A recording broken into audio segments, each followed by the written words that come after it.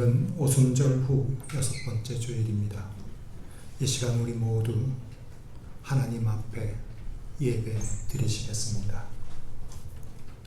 아름답고 거룩한 것으로 여호와께 예배할지어다. 온 땅이여 그 앞에서 떨지어다. 모든 나라 가운데서 이르기를 여호와께서 다스리시니 세계가 굳게 서고 흔들리지 않으리라. 그가 만민을 공평하게 심판하시리로다 할지로다. 아멘. 찬양과 경배를 기쁘게 받으시는 하나님, 오늘도 세상에 흩어져 살던 저희들을 불러주시고 하나님께 예배드리게 하시니 감사를 드립니다. 예배의 주인이 되시는 하나님, 우리의 마음을 열어주셔서 지존하신 주님의 이름을 영원토록 찬송하게 하시며 전심으로 주의 사랑과 은혜에 감사하게 하여 주옵소서. 오직 주님만을 의지하는 성도들에게 오늘도 방패와 능력이 되어 주시옵소서. 모든 영광을 하나님께 돌리오며 예수님의 이름으로 기원하옵나이다. 아멘.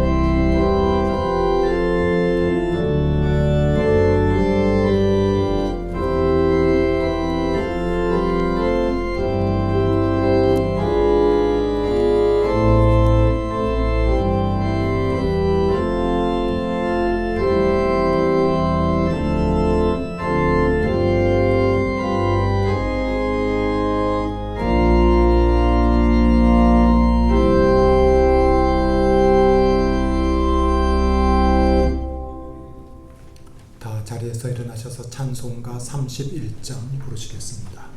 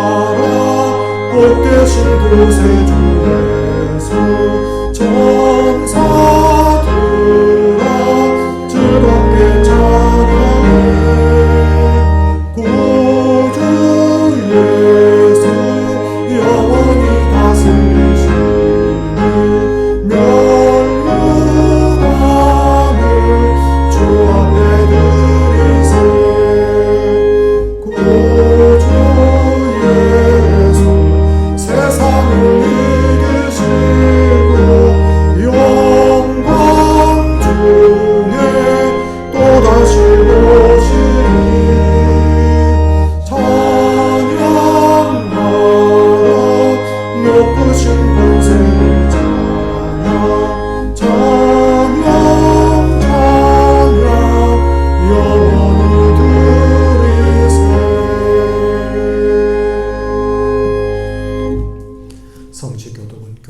30번입니다.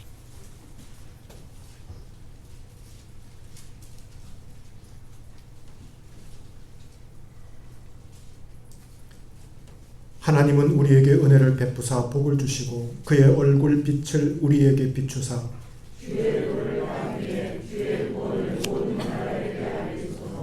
하나님이여 민족들이 주를 찬송하게 하시며 온 백성은 기쁘고 즐겁게 노래할지니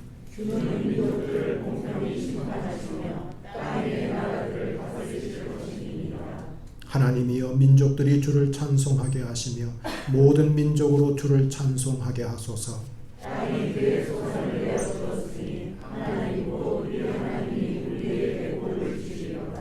하나님이 우리에게 복을 주시리니 아멘. 이 시간 우리의 죄를 회개하는 참회의 기도를 다 함께 드리겠습니다. 지난 한 주간도 하나님을 멀리 떠나 살면서 여러 가지 죄를 저질렀습니다.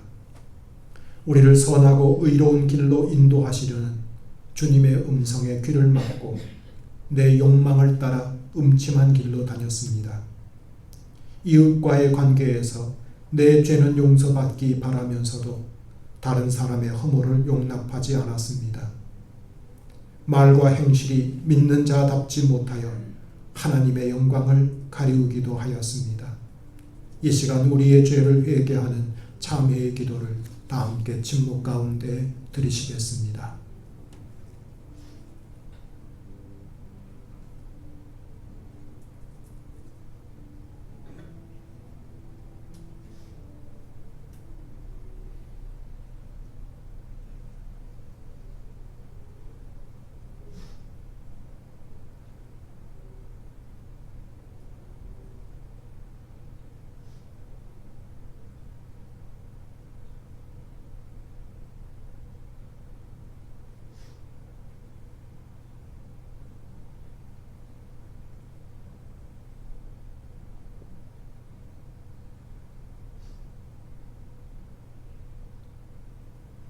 하나님의 말씀입니다. 허물의 사함을 받고 자신의 죄가 가려진 자는 복이 있도다. 마음에 간사함이 없고 여호와께 정죄를 당하지 아니하는 자는 복이 있도다. 아멘. 사도신경으로 우리의 신앙을 고백하겠습니다. 나는 전능하신 아버지 하나님 천지의 창조주를 믿습니다. 나는 그의 유일하신 아들 우리 주 예수 그리스도를 믿습니다. 그는 성령으로 잉태되어 동정녀 마리아에게서 나시고 본디오 빌라도에게 고난을 받아 십자가에 못 박혀 죽으시고 장사된 지 사흘 만에 죽은 자 가운데서 다시 살아나셨으며 하늘에 오르시어 전능하신 아버지 하나님 우편에 앉아 계시다가 거기로부터 살아있는 자와 죽은 자를 심판하러 오십니다. 나는 성령을 믿으며 거룩한 공교회와 성도의 교제와 죄를 용서받는 것과 몸의 부활과 영생을 믿습니다. 아멘. 이 시간 주경화 권사님께서 우리를 대표해서 기도해 주시겠습니다.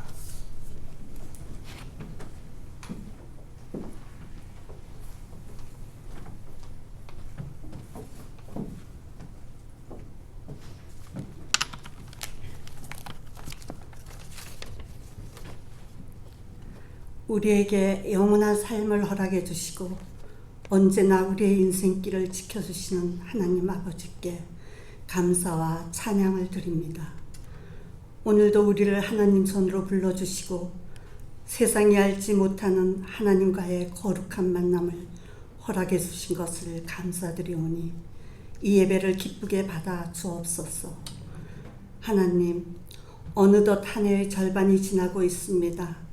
한 해를 시작하며 하나님 앞에 신실한 일꾼 되기를 다짐했던 저희들인데 이제까지 하나님께 칭찬받을 만한 일은 하나도 이루지 못하였습니다.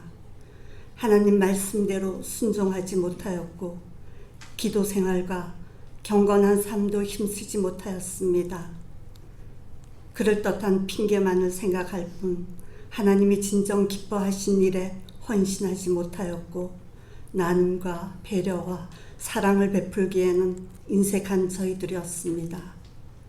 하나님, 이 같은 우리의 모든 허물과 불순종과 열심을 내지 못했던 모습들을 긍휼히 여기시고 이 시간을 통하여 우리 모두 새롭게 변화되게 하옵소서. 올해의 남은 날들은 믿음 안에서 최선을 다하여 살아가도록 이끌어 주셔서 연초에 결심하고 다짐했던 그 마음들이 한 해의 결실로 열매 맺을 수 있도록 도와주옵소서. 하나님, 이제 본격적인 더위가 기승을 부리는 여름철이 온데 우리의 믿음의 자세가 흐트러지지 않도록 붙들어 주시고 하나님의 말씀으로 무장할 수 있도록 인도하여 주옵소서. 늘 깨어 기도함으로 그리스도인으로서의 정체성을 잃지 않게 하시고 한결같은 믿음으로 하나님을 기쁘시게 해드릴 수 있는 저희들 되게 하옵소서. 하나님, 이 나라와 온 세상이 코로나19로 큰 어려움을 겪고 있습니다. 우리의 힘만으로는 바이러스를 이길 수 없사오니 이 땅의 모든 성도들이 간절한 기도를 들으시고 하나님의 능력으로 코로나 바이러스를 소멸시켜 주옵소서. 교회에 대한 왜곡된 시선과 성전에 함께 모여 예배드릴 수 없는 아픈 현실로 인하여 우리의 믿음이 연약해지지 않게 해 주옵시고 어려울 때일수록 더욱 주님을 간절히 찾고 주님만을 의지하며 믿음 위에 굳게 서는 저희들 되게 하옵소서. 하나님, 교회의 모든 예배와 행사와 일정들이 계획대로 진행될 수 있도록 환경과 여건을 허락해 주시고 코로나19로 인하여 움츠러들었던 우리의 심령을 강하게 하사 온 교우가 은혜 가운데 예배의 자리로 나올 수 있도록 인도하여 주옵소서. 연로하신 교우들과 육신이 연약한 교우들을 무더위와 바이러스로부터 건강을 지켜주시고 7월 말에 출산을 앞두고 있는 김경훈 전도사님, 예정일이 되어 건강한 아기를 순산할 수 있도록 축복하여 주옵소서.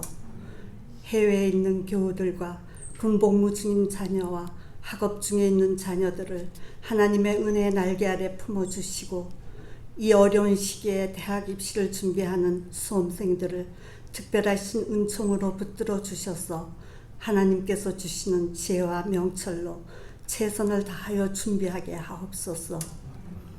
오늘도 말씀을 전하시는 목사님을 영육간에 강건케 하시고 능력으로 함께하여 주셔서 하나님 말씀을 증거하실 때 모든 교우들이 은혜 받고 새롭게 변화되는 복된 시간이 되게 하옵소서. 예수님 이름으로 기도드립니다. 아멘.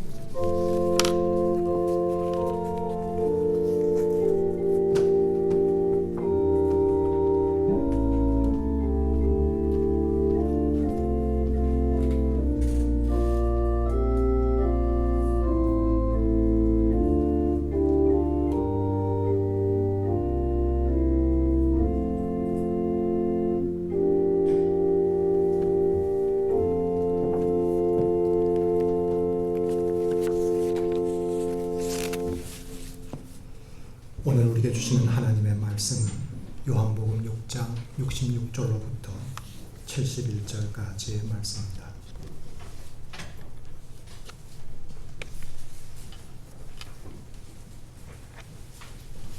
신약성경 요한복음 6장 66절로부터 71절까지의 말씀입니다.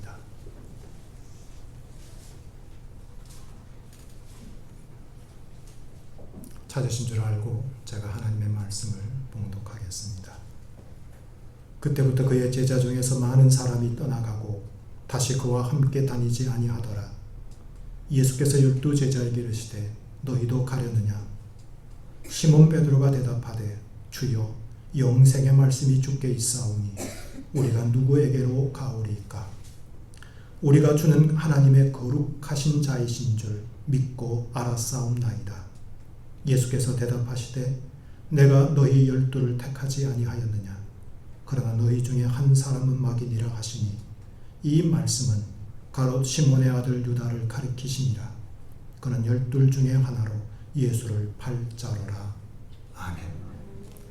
이 시간 우리 김현정 선생님의 피아노 독주로 하나님께 영광을 돌리겠습니다.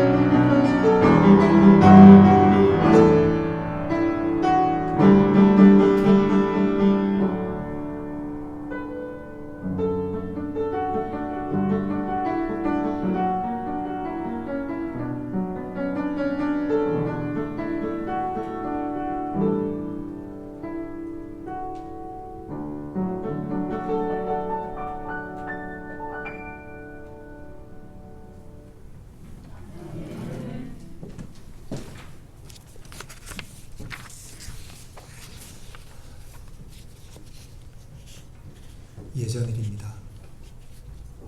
서강교회 부임하기 전에 한 2달 전쯤 설교하러 왔었습니다. 교우들에게 선을 보이기 위해서였습니다. 그때 오기 전에 교회를 소개하시는 교우께서 지금 교인들이 40분 정도라고 하셨습니다. 좀 짓궂게도 설교하러 강단에 앉아 있으면서 그날 예배에 참석한 교우들의 숫자를 헤아려 보았습니다. 39분이었습니다. 한 사람이 부족했습니다. 그런데 생각해 보니 저를 포함시키면 딱 40명이 될 것 같았습니다. 그게 무슨 운명의 장난인지 그랬습니다. 예를 마치고 교우들과 환담을 하고 또 이야기를 나누는 가운데 한 분 교우께서 말씀하셨습니다. 목사님, 우리 교인들은 이제 나가라고 등을 떠밀어도 안 나갈 교우들만 남았습니다. 라고 말씀해 주셨습니다. 그 말씀 때문에 부임을 결정한 것은 아니지만 교회를 떠나지 않으실 마음분이 계시다는 게 제게는 큰 힘이 되었고 선택하는 데도 고려가 되기도 했습니다. 예수님께도 이 비슷한 상황이 일어났습니다. 예수님께서 물고기 2마리와 떡 5개로 5,000명을 먹이시는 표적을 행하셨습니다. 이 표적을 체험한 사람들에게는 그날의 여운이 가시질 않습니다. 먹고 살기 힘든 시절에 한 끼를 배불리 먹는 게 이게 어디 보통 일입니까? 게다가 공짜로, 게다가 기적적인 방법으로 한 끼를 먹게 된 것, 보통 일이 아니었습니다. 이들이 살면서 한 번도 경험해 보지 못했던 놀라운 일일 것입니다. 다음 날 아침 이른 시간부터 이들이 예수님을 찾아 갈릴리 해변에 모여들었습니다. 전날의 그 표적의 여운 때문에 저들은 오늘 예수님을 찾으러 아침 일찍부터 나온 겁니다. 이들만 아니라 이들이 들려준 이야기를 듣고 호기심 겸 기대 반 겸 찾아온 이들도 있었습니다. 큰 무리가 예수님을 만나기 위해 모였지만 예수님이 보이질 않자 예수님을 찾아 나서느라 아침부터 법석을 떨었습니다. 그러다가 가버나움에서 예수님을 만나게 되었습니다. 예수님께서 아침부터 자신을 찾아 나온 이 사람들을 향해 말씀하셨습니다. 너희가 나를 찾는 것은 표적을 본 까닭이 아니요 떡을 먹고 배부른 까닭이라 라고 하셨습니다. 예수님께서는 이들이 왜 아침부터 예수님을 찾아 나왔는지 너무도 잘 알고 계셨습니다. 어제 떡을 먹고 배불렀기 때문에 오늘도 그 떡 얻기를 기대하고 예수님을 찾아온 것입니다. 그런데 예수님은 이들을 책망하지 않으십니다.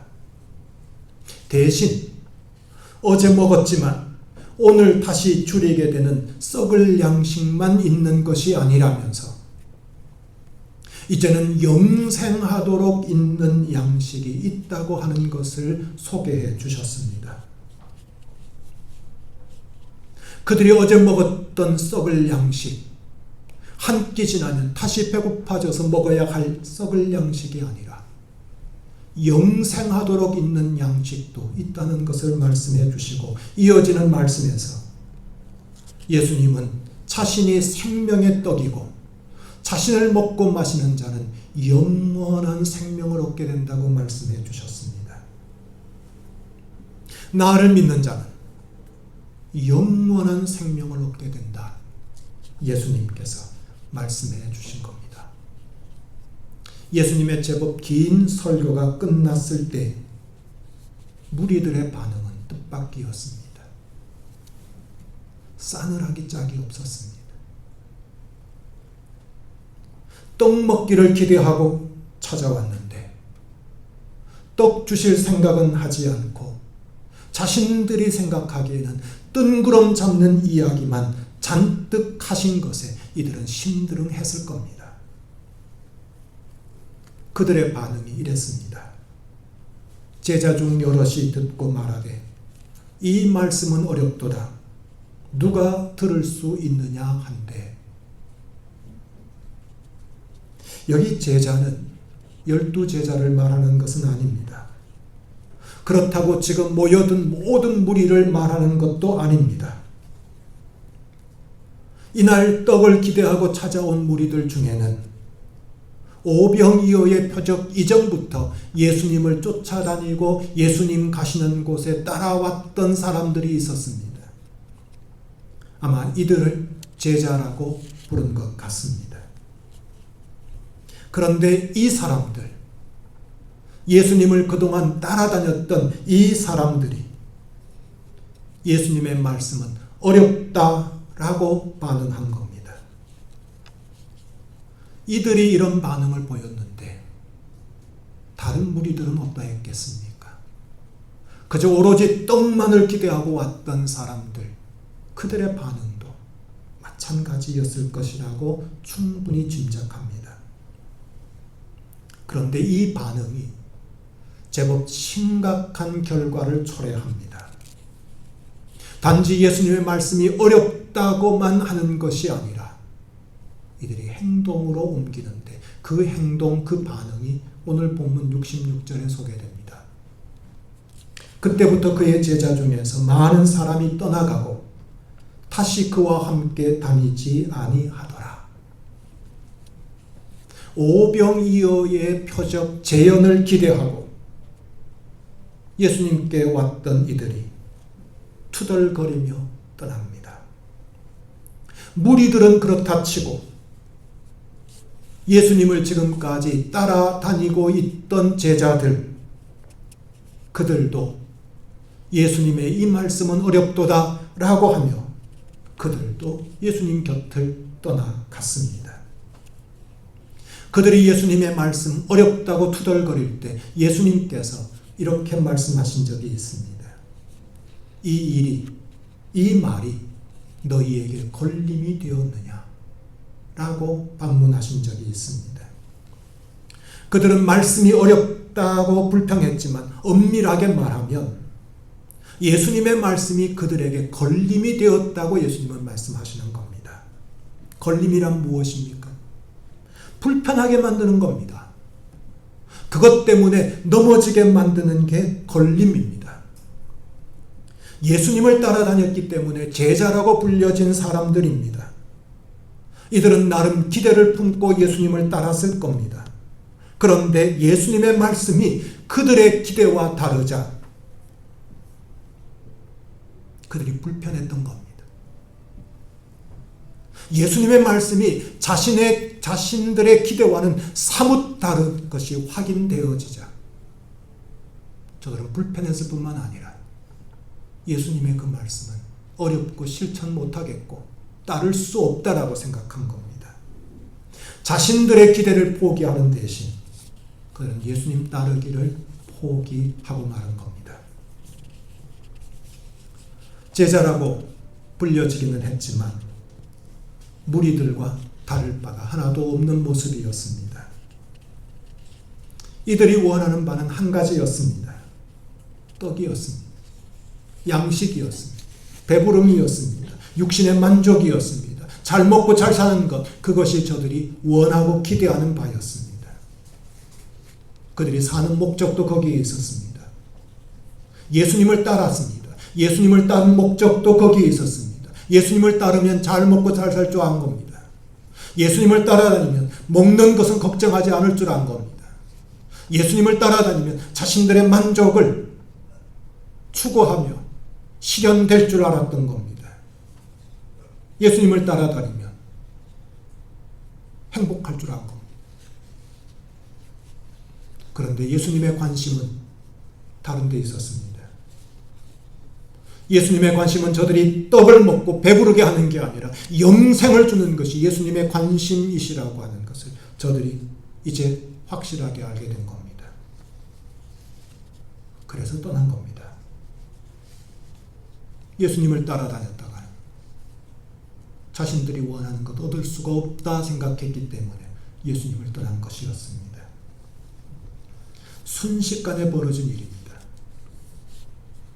그 많은 무리들이 마치 모래와 빠져나가듯 순식간에 예수님 주변을 다 떠나갔습니다. 예수님 주변에 남은 사람들이라고는 이제 고작 12제자 저들이 전부였습니다. 그런데 그 12명 중에도 한 사람은 예수님을 팔려고 하는 마음을 먹고 있었습니다. 지금 예수님 곁에 있기는 있었지만 그 역시도 예수님을 떠나버린 사람들과 다를 바 없이 그 마음은 이미 예수님께 돌아서 있었습니다. 그러니 엄밀하게 말하자면 남은 자들이라고는 11명의 제자들밖에 없었습니다. 흔히 말합니다. 든 자리는 표가 나지 않지만 난 자리는 표가 난다 라고 말합니다. 그 많던 무리들 그리고 제자들이 떠나갔으니 얼마나 그곳이 황량했겠습니까? 얼마나 빈약하게 느껴졌겠습니까? 얼마나 초라하게 보여졌겠습니까? 예수님이 얼마나 안타까우셨겠습니까? 그래서 예수님께서 남아있는 제자들에게 물으십니다. 너희도 가려느냐? 저 떠나간 사람들처럼 너희도 가려느냐? 예수님께서 물으십니다. 자, 여러분, 무리들과 그리고 예수님을 그동안 따라다녔던 제자들, 떠난 이들이 어디로 갔었겠습니까? 예수님 곁을 떠나간 이들이 간 곳은 어디겠습니까? 집으로 갔겠죠. 다시금 가족들과 함께하는 일상으로 돌아갔을 겁니다. 일터에 나가서 일하고 그것으로 먹고 사는 일상으로 복귀했을 겁니다. 예수님을 따라다녔던 때가 잠시 꿈꾼 것 같았을 것이고 그들은 이제 꿈을 접고 다시 일상으로 복귀했을 겁니다. 예수님 모르는 사람들과 똑같은 일상 말입니다. 일하고 먹고 살고 사랑하고 그 일상으로 저들은 복귀했습니다. 평범한 일상입니다. 그 정도면 나쁘지 않지 않나? 라고 생각할지 모릅니다. 예수님 따라다녔지만 이제 예수님 따라다닌 걸 포기하고 돌아서서 예수님을 떠나서 일상으로 복귀한 것, 그래서 남들처럼 사는 것, 남들 다 가는 길로 가는 것, 그 뭐가 나쁠까라고 하는 생각이 듭니다. 그런데 과연 그럴까요? 예수님을 팔 마음을 가졌던 이 가룟 유다가 예수님을 떠날 때의 모습, 성경은 대단히 상징적으로 소개합니다. 요한복음 13장 30절에 유다가 그 조각을 받고 곧 나가니 밤이로라. 예수님과 함께 식사를 하다가 자신이 예수님을 팔 자라고 하는 게 분명하게 드러나자 그는 그 자리를 뛰쳐나옵니다. 그런데 그때 밤이었다고 성경은 말합니다. 아마 이 밤은 단지 시간적인 밤만을 의미하지는 않을 겁니다. 반면에 니고데모라고 하는 관원이 처음 예수님을 찾아올 때 그때도 성경은 밤이었다라고 소개합니다. 가룟 유다가 예수님을 팔고 받은 돈은 은 30세겔이었습니다. 그의 마음속에 마귀가 들어갔지만 실은 액면적으로 보면 그는 그 돈 은 30을 받기 위해 예수님을 팔아버린 사람입니다. 돈을 위해서 예수님을 헌신짝처럼 팔아버리고 예수님을 배반한 사람입니다. 그런데 그 돈 30세겔을 손에 쥐었지만 그가 맞닥뜨린 것은 밤이었다는 겁니다. 은 30이면, 은 30세겔이면 빛나고 멋진 신세계가 펼쳐질 줄 알았는데 돈을 손에 쥐었는데 그에게 찾아온 건 밤이었습니다. 니고데모는 관원이었고 권력자였습니다. 권력을 가지면 탄탄대어일 것 같고 권력을 가지면 그 삶은 빛날 것 같은데 성경은 예수님 찾아오기 전에 그의 삶은 밤으로 묘사합니다. 무엇을 말합니까? 예수님을 떠난 인생, 예수님 없는 인생은 밤과 같은 인생임을 말합니다. 제 아무리 많은 돈을 가지고 있어도, 제 아무리 권력을 가지고 있어도, 제 아무리 명예가 높다고 할지라도 예수님을 떠나거나 예수님 없는 인생은 밤과 같은 인생입니다. 요한복음 15장 5절과 6절에서 예수님은 말씀합니다. 나를 떠나서는 너희가 아무것도 할 수 없습니다. 사람이 내 안에 거하지 아니하면 가지처럼 밖에 버려져 마르나니 사람들이 그것을 모아다가 불에 던져 사르느니라. 무서운 말씀입니다. 예수님을 떠난 인생은 제 아무리 많은 것을 가지고 제 아무리 높은 지위에 오르고 제 아무리 대단한 능력을 가지고 제 아무리 유명세를 치른다고 하더라도 그의 인생은 밤같은 인생입니다. 빛이 없습니다. 미래가 없습니다. 구원이 없습니다. 안타까운 일이지만 심판에 처해지게 됩니다. 영원한 형벌을 받고 말게 됩니다. 예수님께서 남아있는 제자들에게 너희도 가려니냐 물으십니다. 다들 떠났습니다. 덩그러니 자신들만 남았습니다.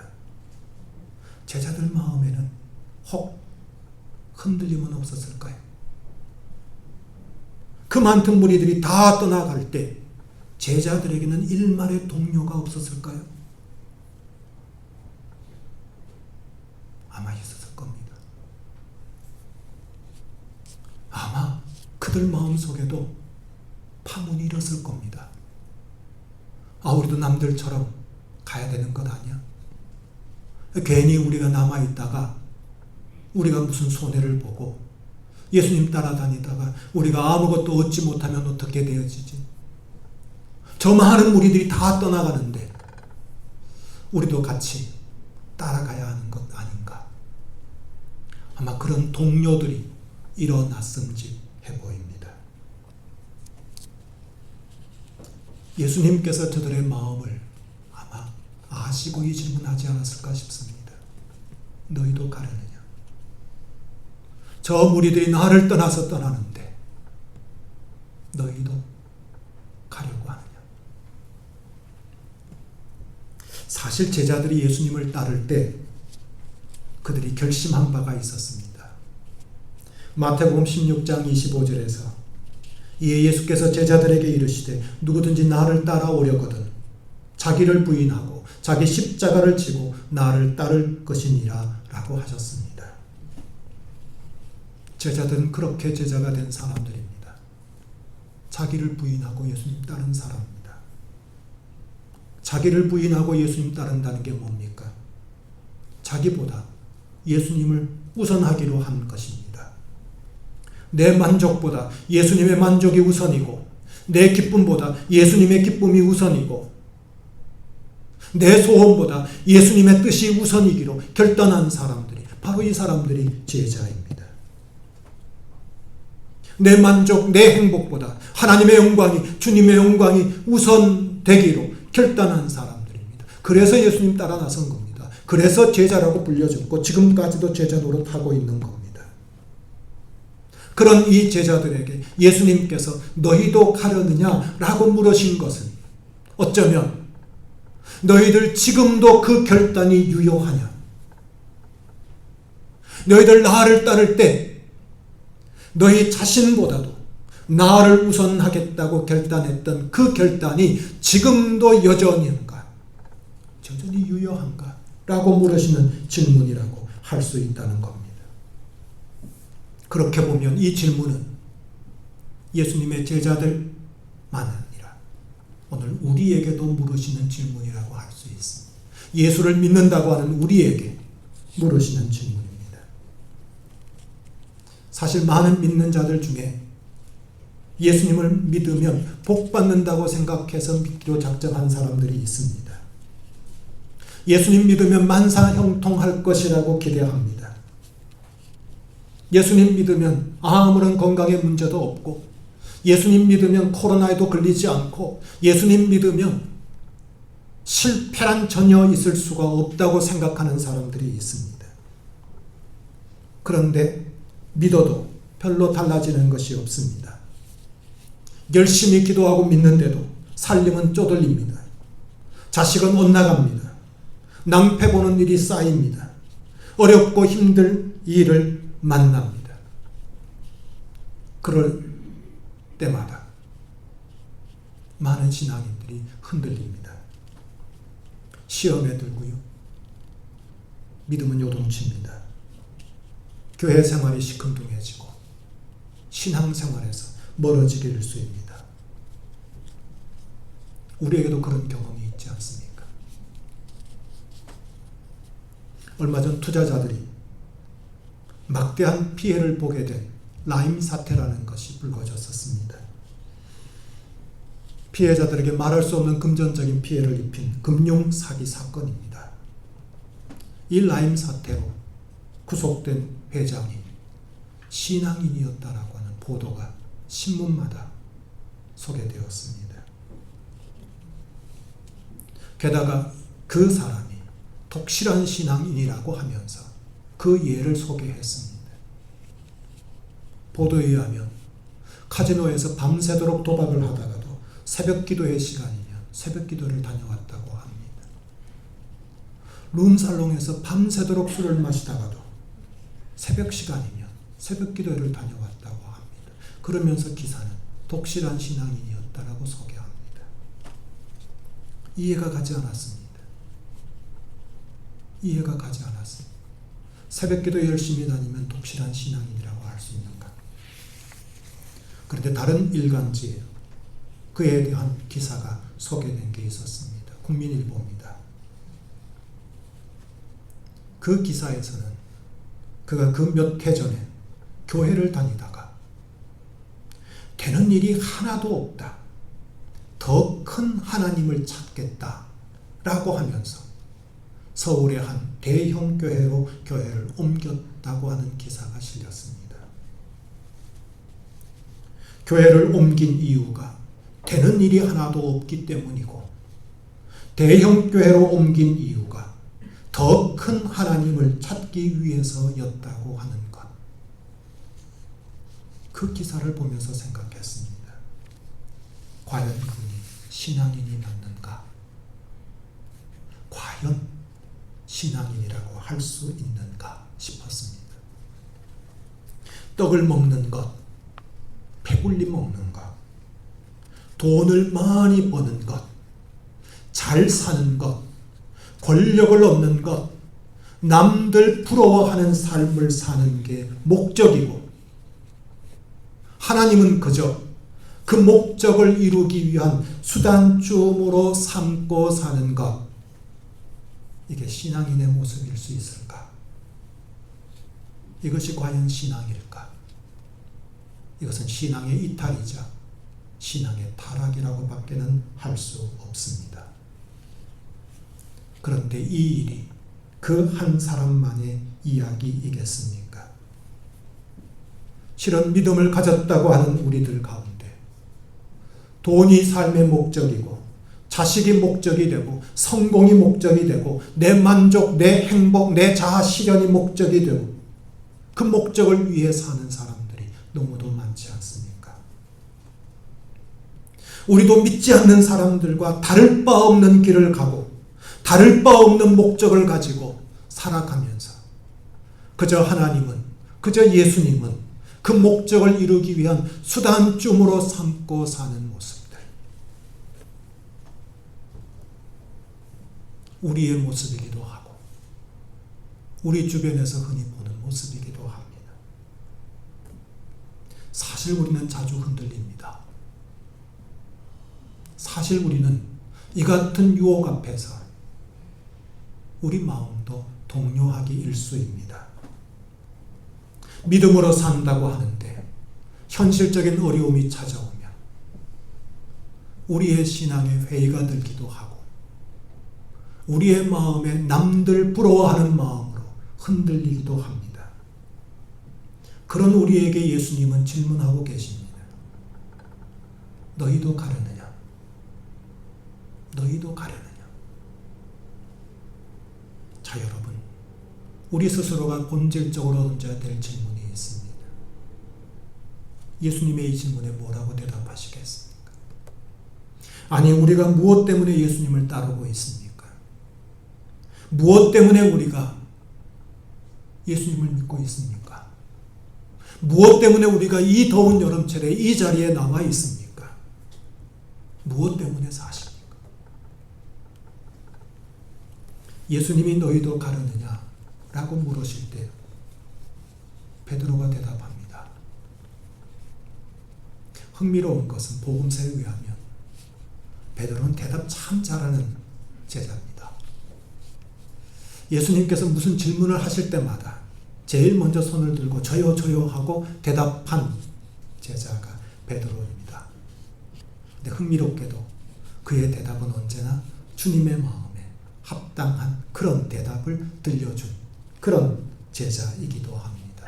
이 베드로가 대답합니다. 주여, 영생의 말씀이 주께 있사오니 우리가 누구에게로 가오리까? 우리가 주는 하나님의 거룩하신 자이신 줄 믿고 알았사옵나이다. 라고 대답합니다. 베드로의 대답을 좀 풀어보면 이렇습니다. 예수님, 우린요, 예수님이 하나님이신 걸 믿습니다. 우린 예수님이 하나님이신 줄 우리는 분명히 믿습니다. 우린 예수님께서 우리에게 영생을 주시는 분이시고 예수님의 모든 말씀들이 우리에게 영원한 생명을 주시는 말씀입니다. 그런데 우리가 누구에게로 가겠습니까? 우리에게 영생을 주시는 주님이 계시는데 우리가 누구에게로 가겠습니까? 모두들 주님을 떠난다 해도 우리는 떠나지 않겠습니다. 모두들 주님을 등을 돌린다고 하더라도 우리는 절대로 주님 외면하지 않겠습니다. 이 대답을 한 겁니다. 이스라엘 백성들이 광야 생활을 청산하고 그토록 그리워하던 가나안 땅에 들어와 정착하게 되었습니다. 이때 지도자가 여호수아입니다. 이제 여호수아가 나이 많게 되었습니다. 세상을 떠날 때가 이른 줄 알게 되었습니다. 한데 여호수아에게는 걱정거리가 있습니다. 그의 걱정거리는 다른 게 아닙니다. 백성들이 하나님을 떠나지 않을까 하는 우려가 그에게 있었습니다. 벌써 그런 조짐이 보이기 시작합니다. 이스라엘 백성들이 가나안 땅에 정착하면서 농사를 짓게 되었는데 농사 짓는 이스라엘 백성들이 풍요를 약속하고 풍성한 추수를 약속하는 저 아모리 족속들이 섬기는 신 바알에게 기웃기웃 거리고 있는 모습이 여호수아에게 보여진 겁니다. 여호수아가 온 백성들을 세겜에 모읍니다. 그리고 마지막으로 그들에게 설교합니다. 그 설교 가운데 여호수아 24장 15절에서 그는 이렇게 고백합니다. 만일 여호와를 섬기는 것이 너희에게 좋지 않게 보이거든 너희 조상들이 강 저쪽에서 섬기던 신들이든지 또는 너희가 거주하는 땅에 있는 아모리 족속의 신들이든지 너희 섬길 자를 오늘 택하라. 오직 나와 내 집은 여호와를 섬기겠노라. 여러분들이 다 하나님을 버리고 떠난다 할지라도 여러분들 분명히 기억하십시오. 나는 절대로 하나님 버리지 않습니다. 나와 내 집안은 우리를 구원하여 이 땅에 이르게 하신 하나님만 섬기겠습니다. 여호수아의 이 결단이 백성들의 마음을 움직였습니다. 백성들이 그 자리에서 결단합니다. 우리가 하나님을 절대로 떠나지 않겠습니다.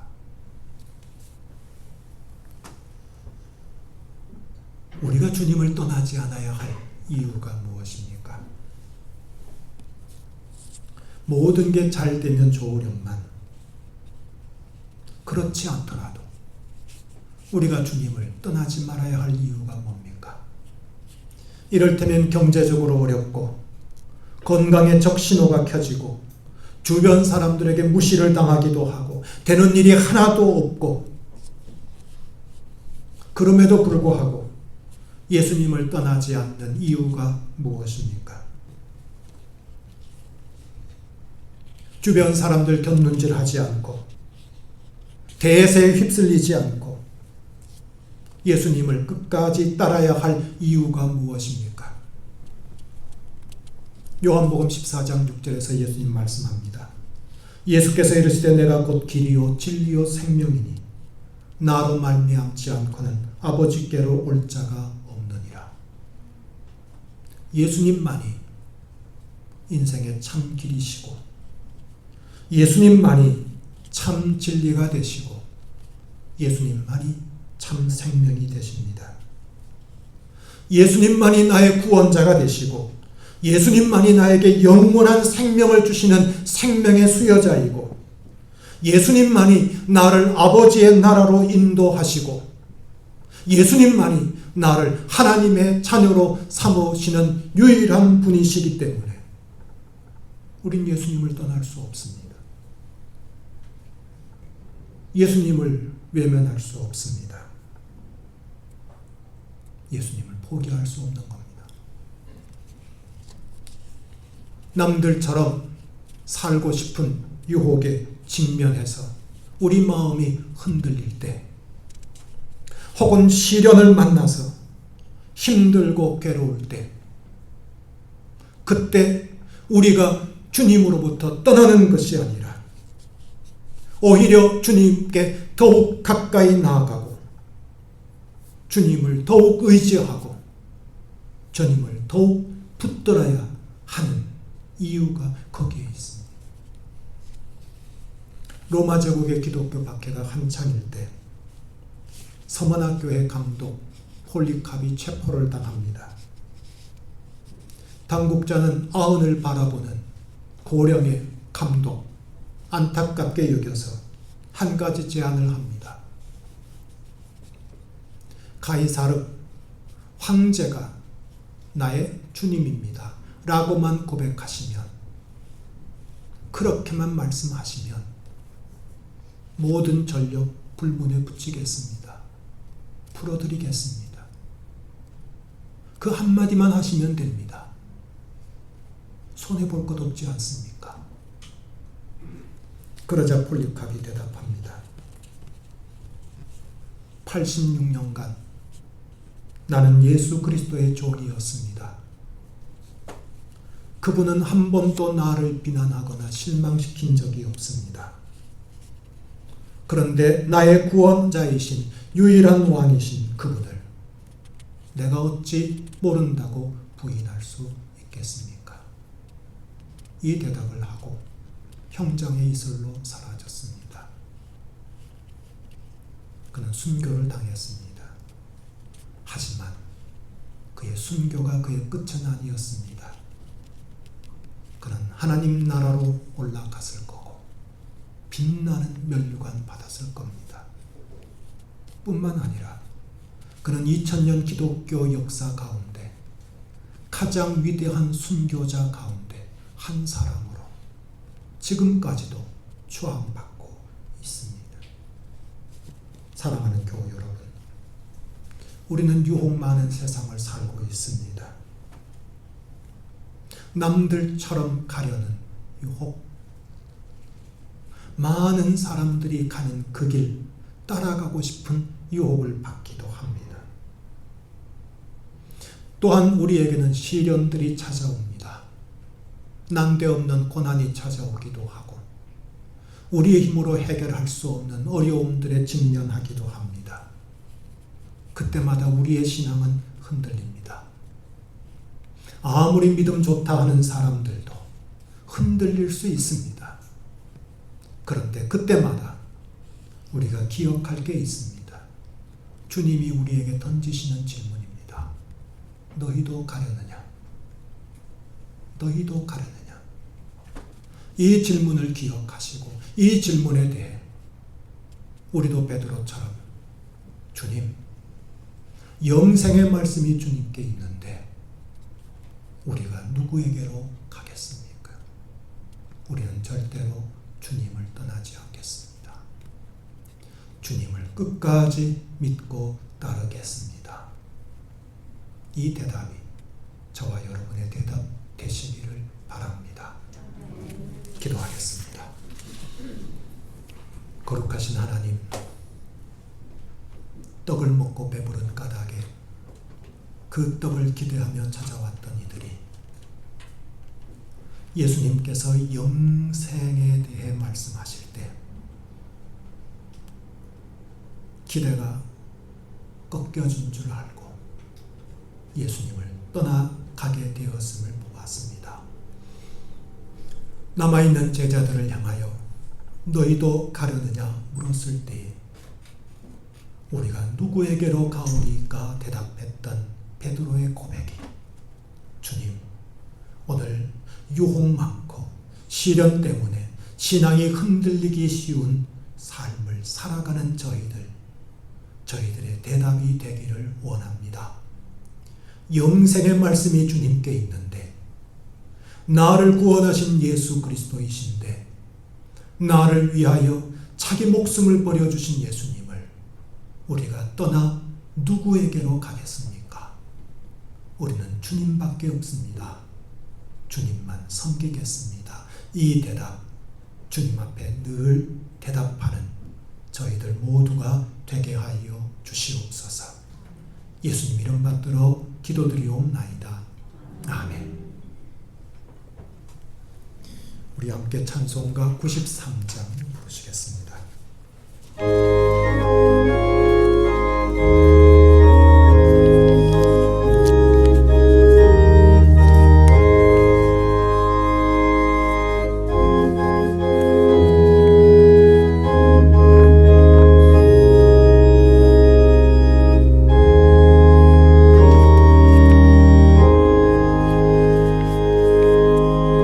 예수는 나의 힘이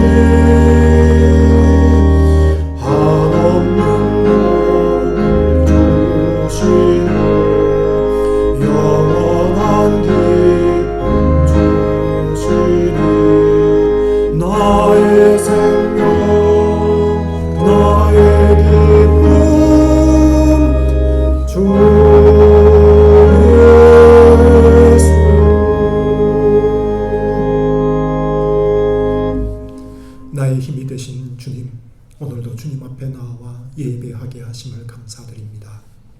우리에게 주신 물질 가운데 일부를 구별하여 하나님께 드림도 감사드립니다. 하나님, 이 예물을 받아주시고 예물을 드리는 우리의 마음을 기억하여 주시며 우리의 간절한 소원과 기도의 제목 또한 주님 기억하여 주시옵소서. 드려지는 예물이 주님 앞에 영광되어지기를 원합니다. 이 예물이 사용되는 곳마다 하나님의 놀라운 역사가 나타나기를 원합니다. 드린 손길들 축복하여 주시고 드리지 못한 손길에도 주님께 드릴 것이 풍성해지는 삶으로 인도하여 주시옵소서. 예수님 이름 받들어 기도드리옵나이다. 아멘.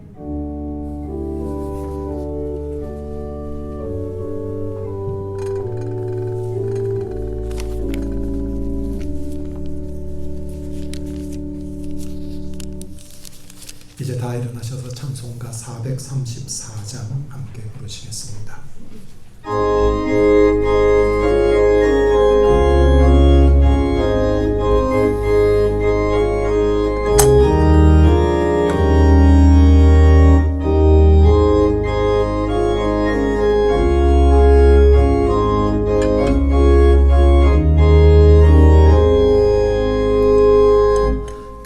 귀하신 친구에게 계시니 나 주 안에 늘 기쁘다. 그 피가 내 죄 씻으셨으니 나 주 안에 늘 기쁘다. 나 주 안에 늘 기쁘다. 나 주 안에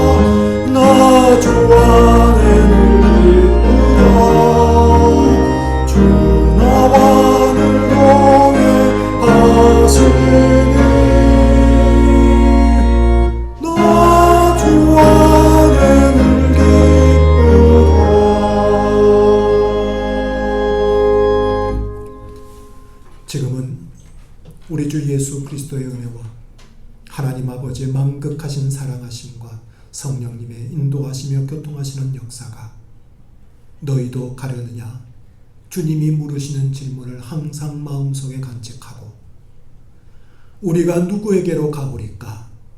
우리는 주님만 따르며 주님만 섬기며 주님께만 충성하겠나이다. 다짐하고 결단하는 대답을 주님께 들려드리기를 다짐하는 머리 숙인 모든 성도들 머리 위에와 우리의 가정 위에와 우리의 교회와 조국의 교회들 위에 지금으로부터 영원토록 함께하옵시기를 간절히 축원하옵나이다. 아멘.